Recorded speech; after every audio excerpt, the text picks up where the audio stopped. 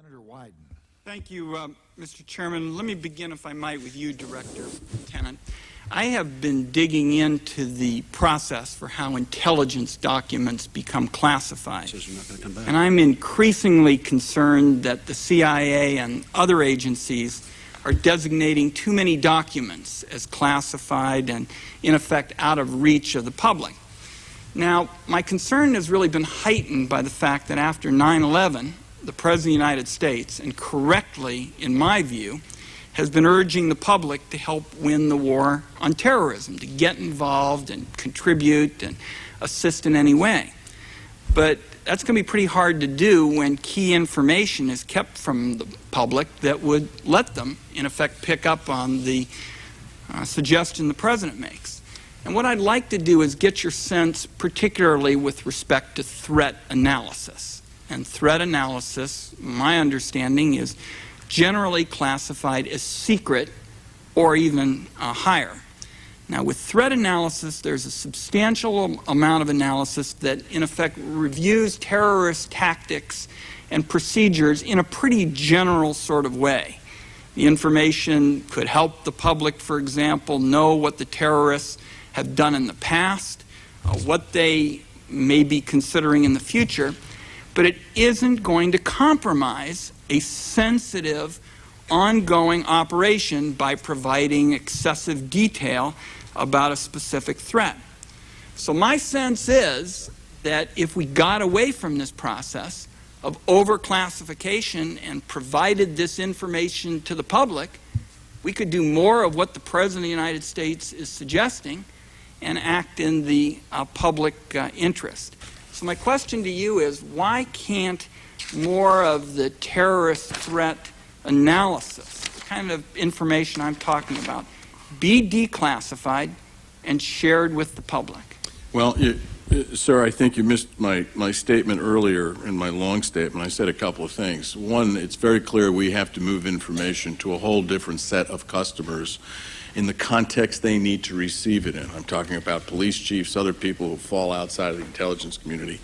And the important thing is that we have to find ways to write things that are content-rich, which compromise none of those things, and we ought to be able to do it.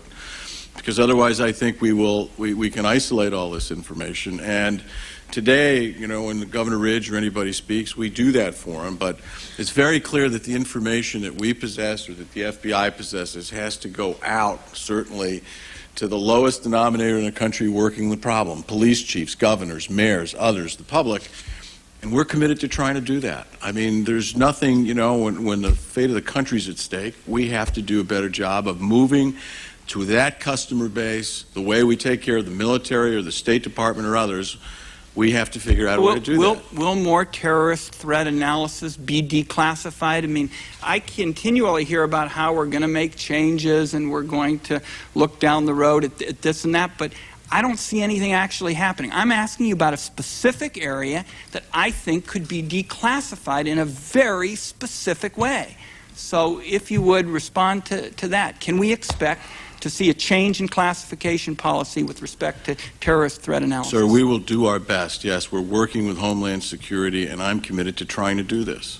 Well, I will follow up because we've only got 5 minutes. I want it to clear today to you and also to Director Mueller. This is going to be a central focus of my work on this committee. I think that too much is being classified now, runs directly contrary to what the President is wisely counseling, and I think it's got to change.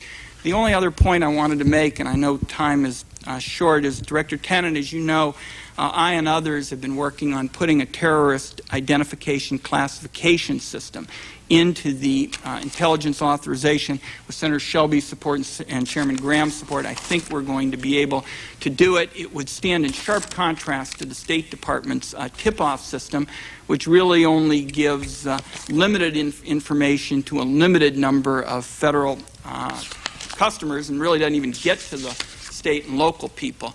Tell me, if you would, in the time I have, how you would meet the requirements of this legislation and get the necessary information out, not just throughout the federal government, but to the state and local people as well. I'd like to see the legislation, and I'll work with you and figure out how we do that, sir. I don't have an answer off the top of my head, but I'll sit down and talk with you and figure out how we work this together. Well, we'd like to do that, and we have supplied it to you, and we'll do it again. Thank you, Mr. Chairman. Mr. Chairman, can I just have a second to respond to Senator Wyden's concern about getting information out to state and locals, and the legitimate concern about how we can strip out this information from sources and methods and push it out. We had started in the wake of September 11th a weekly bulletin that goes out every Wednesday to every one of the police departments in the United States that provides that type of information.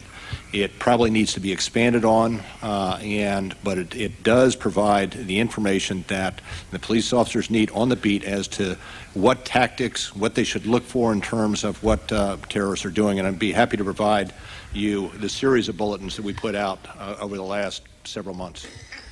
Thank you, Mr. Chairman. Thank you, Senator Wyden.